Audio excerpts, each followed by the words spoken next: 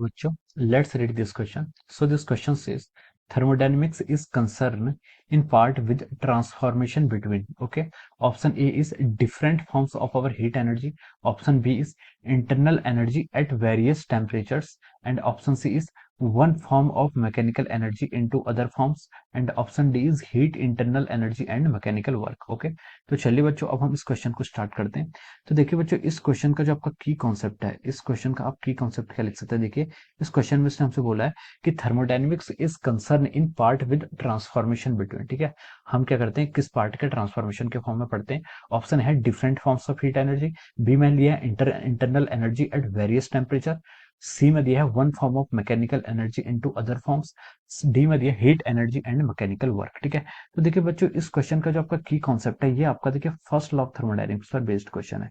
This question is based upon first law of thermodynamics. ठीक है, this question is based upon our first law of thermodynamics. ठीक है, ये आपका thermodynamics की फर्स्ट लॉ पर क्या बेस्ड है। देखिए, थर्मोडायनेमिक्स की फर्स्ट लॉ क्या कहती है।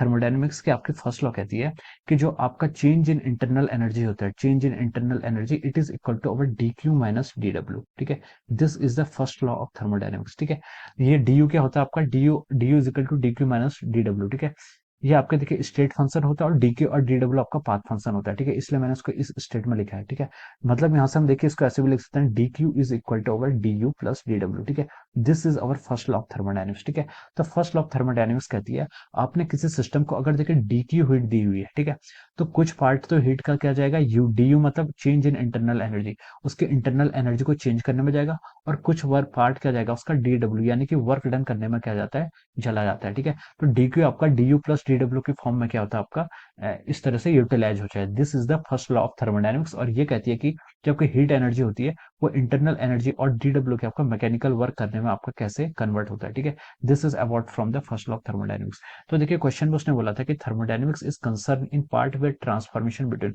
थर्मोडायनेमिक्स में क्या क्या ट्रांसफॉर्मेशन होते हैं, तो हमने देख लिया कि देखिए हीट एनर्जी आपके इंटरनल एनर्जी और वर्क एनर्जी में क्या हो रहा है, ट्रांसफर हो रहा है। इन तीन फॉर्म्स में क्या होते हैं आपके, ट्रांसफर होते, ट्रांसफॉर्मेशन आपके होते हैं। ठीक है, ये आपकी फर्स्ट लॉ ऑफ थर्मोडायनेमिक्स है। ठीक है, अब देखिए फर्स्ट में उसने बोला कि different forms of heat energy. ठीक है, तो ये आपका क्या हो जाएगा, रॉन्ग हो जाएगा। ठीक है, different forms of heat energy नहीं, वर्क और इंटरनल एनर्जी में ही आपका जो होता है आपका इंटर कन्वर्जन होता है। ठीक है, ट्रांसफॉर्मेशन होता है।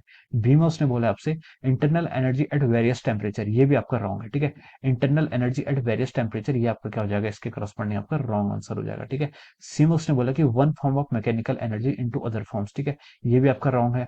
ठीक है, डी में उसने बोला कि आपका heat, internal energy and mechanical work. ठीक है, तो ये आपका ट्रू हो जाएगा from the first law of thermodynamics. ठीक है, तो हम लिख सकते हैं यहाँ से, देखिए आपके करस्पॉन्डिंग आपका जो ऑप्शन डी आ रहा है वो क्या आ रहा है, बिल्कुल करेक्ट आ रहा है। We can write down that option D is the correct answer. ठीक है, यहाँ पर हम क्या लिख सकते हैं, देखिए आपका ऑप्शन डी क्या आ रहा है, option D is the right answer of this question. Okay, so I hope you all understood this concept. All the best and thank you so much.